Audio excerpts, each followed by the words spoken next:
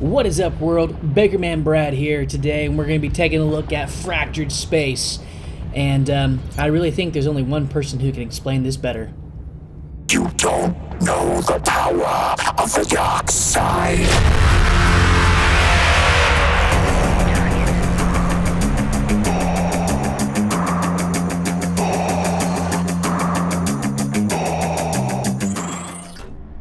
Okay, I had my fun.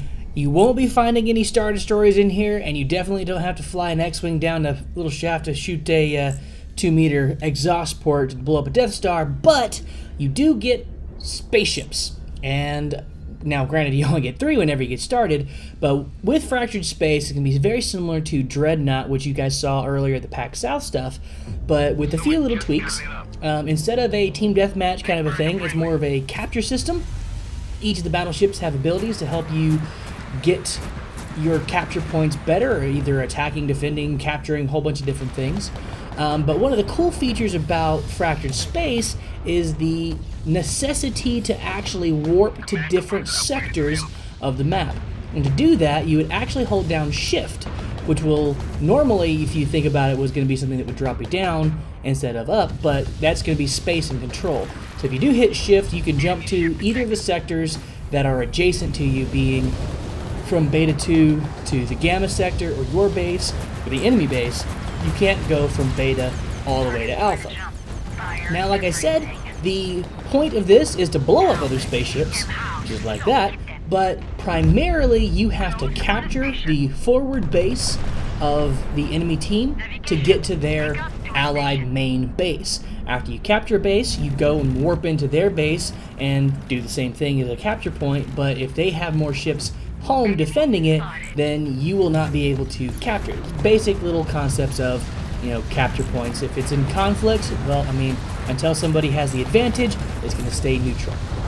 Now with this, we're going to be taking a look at, right now, the Pioneer class, which is your basic attack ship, which can definitely do some damage if you don't take care of them. There's also the Venture, which we'll take a look at in a little bit, and the Sentinel, which is actually accessible after you've completed the tutorial, which is basically the proving grounds thing. But before we get to that, we're going to show you the warp. So one thing to keep in mind, however, in this game, as you are warping, you actually take significantly more damage. But that's one of the few factors of this to where you have to be very strategic about what you're doing and how you're attacking. And with strategy in mind, you actually can upgrade your attack, defense, and utility abilities at a forward operating base or your main allied station, which will give you another level of strategy in terms of what it is that your role for your team is. Now, regardless of what your role is, when the timer counts down on Gamma, time to warp to Gamma right here. This base will eventually activate, and you will want to have someone there to capture the base or bring the entire team to capture it quicker, because you get a massive Gamma buff. This is going to increase attack power, defense, cooldown times. Basically, it's, the fire giant of Fractured Space or any other equivalent of your uber buff. Now, you only get this buff, and there's no other buffs in the game, so there's not really like comparing it to the jungle or anything like that, so don't get too carried away. But it is a very, very valuable buff. It will turn the tide of a battle.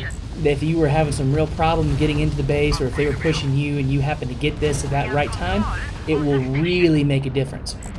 However, it is not something that will make you invincible.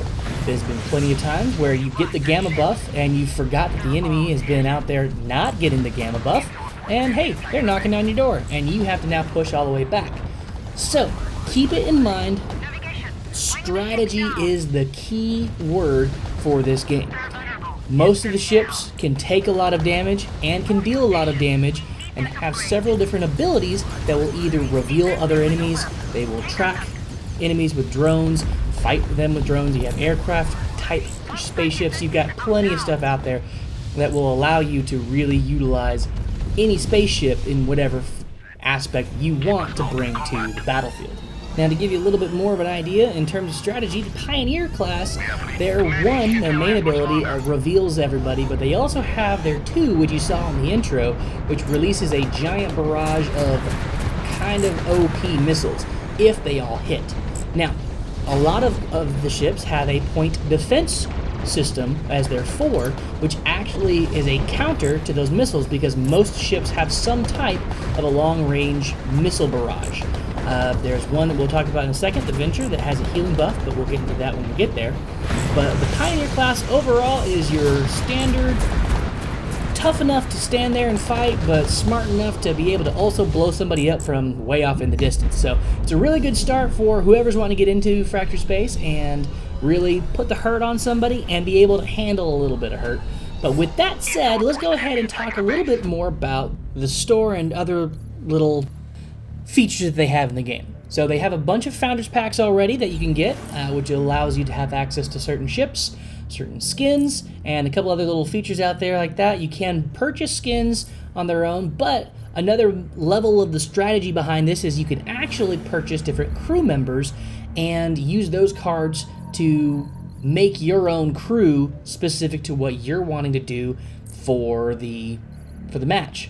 Now, there are a couple of boosters out there that will help with experience and credit gains and a couple other things like that, but really that's going to be all they have for cosmetic stuff. It's going to be the skins, and then boosters, that's really pretty much the only thing you can buy. But if you get more credits, you can then go into your loadouts and purchase more of the weaponry that they have, which is available for some ships. Others actually don't have much that they can load out right now. Now, this is in an alpha stage, so there's going to be a few things that down the road might change in terms of what weapons do what and what loadouts are available for everybody. But one thing is for sure, that there's always going to be a tech tree that each one of these classes can evolve into. And as you get experience with that particular faction, you can then go and choose a different ship. Now, regardless of what ship you have, one of the elements of this game that I find intriguing is the fact that you actually have an armor and a health per each side. So if you jump into a fight and you see a little alert sign, it either means you have a good lock on a target, or it means that that side of their hull has been punctured.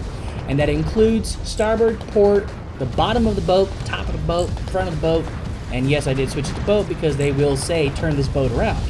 So one of the key strategies of this game is to make sure that you're on the correct level, whether it be above, below, beside, around a rock, and really be focused on where you're doing the damage.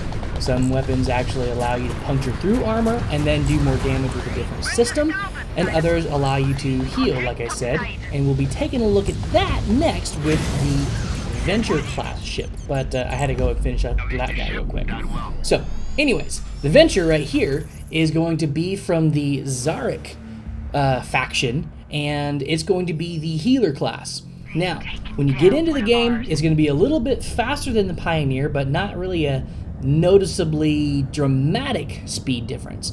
The biggest thing is that it has a shield buoy and a healing pulse. Now, that healing pulse is really good for, obviously, healing you and your entire crew. It has a whole bunch of health, and the shield buoy also then makes sure that you don't lose that health that you just gained. Now, its primary is a mining laser, and its secondary is a mining puncture rocket, which actually breaks through the armor, allowing your lasers to do more damage. Like I was talking about earlier, it's all a matter of strategy and finding out which side that you're going to be on to blow up the enemy ship. Now, the other components of this are very simple. They don't really have much in terms of loadouts that you can change, but it's a very useful tool in any team because everybody wants a healer. Like I said, there's not going to be much in terms of a loadout for this right now.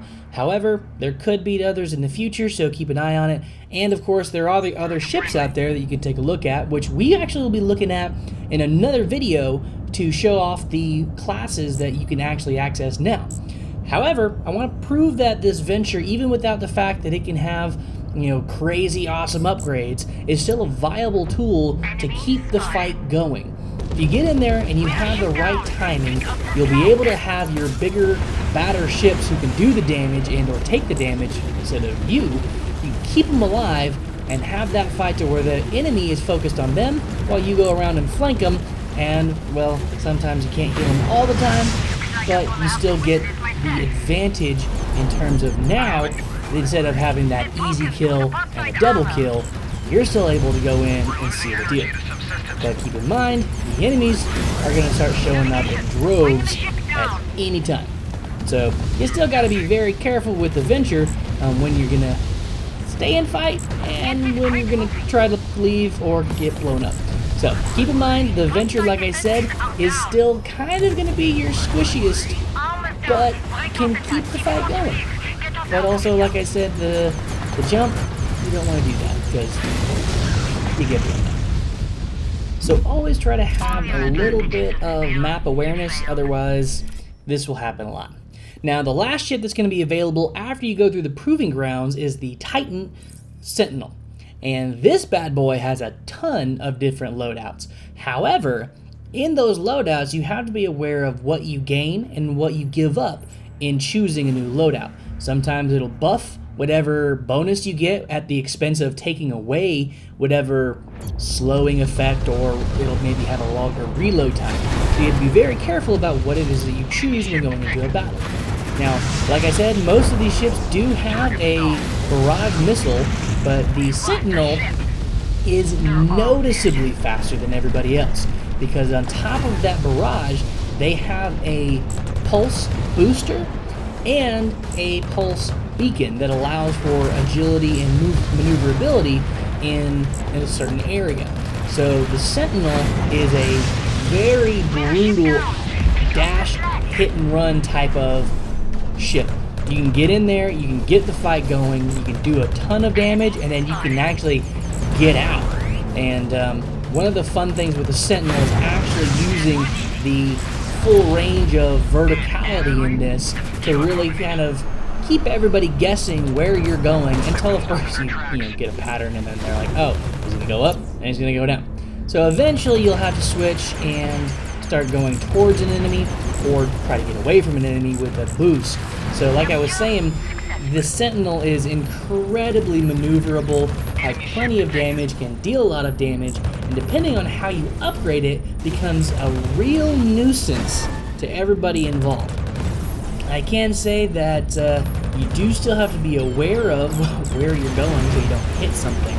But with the Sentinel in mind, I can say that a lot of times you have to be careful about the jump, but you can still move while jumping.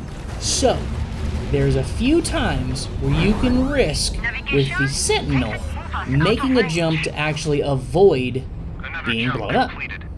Like that. Granted, one thing to keep in mind is that you actually have two different warps. A short burst warp with your shift, and a warp to home with 6. So you have the ability to warp out of a place and then warp home to safety. So that's one of the few key, I'm going to run really fast things. And speaking of run really fast, that propulsion boost that you use as your one really gives your entire team a huge boost for the early capture game and getting into position where you can gather resources quickly. So if anybody likes being that little scout front runner, getting out there and getting everybody a early advantage, the Sentinel might be the one to go with. However, I think I've said all I can without getting too monotonous, so I'm going to go ahead and tell you guys to try out Fractured Space if you can get into the alpha. We'll be looking at a couple of things, and later on when it becomes available to everybody else, there's going to be a lot more people playing, and there was already a huge crowd, and it never really took very long to get into the game. So I would definitely say keep your eyes peeled for this one. If you want to know what time the alpha is going to be on, if you want to have any other information about it, feel free to take a look at the profile page at MMOHuts.com. Look out for rockets and explosions because they can really come out of nowhere. If you like the video, hit the like button. If you haven't already, hit that subscribe button. And gamers, get back to gaming. Unless, of course, you're waiting on that respawn timer. Which, then you kind of have to just wait. Preparing jump drive now.